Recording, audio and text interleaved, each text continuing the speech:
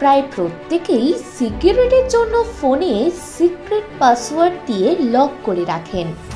মূলত ফোনের সমস্ত তথ্য সুরক্ষিত রাখার জন্যই এমনটা করা হয়।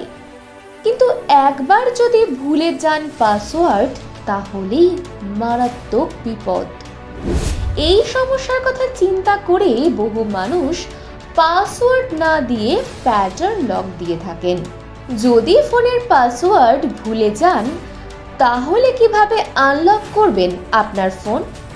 চিন্তা করবেন না, রয়েছে সহজ উপায়। কি করবেন জেনে নিন।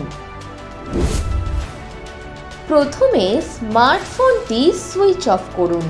এরপরই ফোনের পাওয়ার বাটন, ভলিউম বাটন এবং হোম স্ক্রিন বাটন একসঙ্গে প্রেস করুন। এরপর ফ্যাক্টরি রিসেট বাটন প্রেস করে ইয়েস প্রেস করুন। এবার ফোনটি রিস্টার্ট হলেই ইচ্ছা মতো ফোন আনলক করতে পারবেন। ফোনকে সুরক্ষিত রাখার জন্য নিজের ইচ্ছে মতো লক দিন। তাহলে পারলেন তো সহজেই নিজের ফোন আনলক করতে।